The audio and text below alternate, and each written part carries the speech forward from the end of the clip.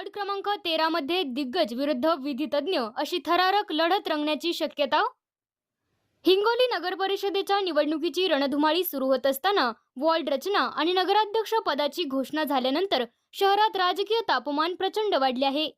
विशेषतः वॉर्ड क्रमांक 13 मध्ये यंदा थरारक आणि जंगी सामना रंगण्याची शक्यता व्यक्त केली जात आहे.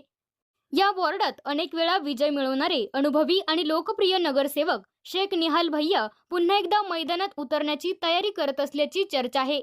परंतु यावेळी त्यांच्या समोर एक नवा पण प्रचंड प्रभावशाली चेहरा उभा राहणार असल्याच्या चर्चेने संपूर्ण हिंगोलीत खळबळ उडवली आहे. अनेक राज्यात प्रसिद्ध असलेले विधितज्ञ ॲडव्होकेट अखिल अहमद यांनी वॉर्ड क्रमांक 13 मधून निवडणूक लढविण्याचे संकेत दिल्याने या भागात राजकीय समीकरणे पूर्णपणे बदलण्याची शक्यता आहे. शहरातील नागरिकांमध्ये शेख निहाल भैया विरुद्ध ॲडव्होकेट अखिल अहमद ही लढतच हिंगोलीच्या राजकारणातील केंद्रबिंदू ठरणार असल्याची चर्चा जोर धरू लागली आहे.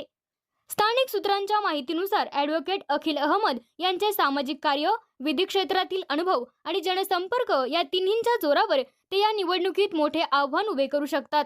त्यामुळे अनुभवी नगरसेवक शेख निहाल भैया यांच्या समोर ही लढत हिमालया एवढे आव्हान ठरणार असल्याची चर्चा शहरभर रंगली आहे. राजकीय वर्तुळात तर चर्चा अशी आहे की या वॉर्डातील लढत लोकसभा आणि विधानसभा निवडणुकीपेक्षा अधिक लक्षवेधी ठरणार आहे. हिंगोलीकरांचे लक्ष आता पूर्णपणे वॉर्ड क्रमांक 13 वर केंद्रित झाले असून या दोन्ही दिग्गजांच्या थेट संघर्षामुळे येणाऱ्या दिवसात शहरातील राजकीय वातावरण आणखी तापणार हे नक्की. हिंगोलीत वॉर्ड क्रमांक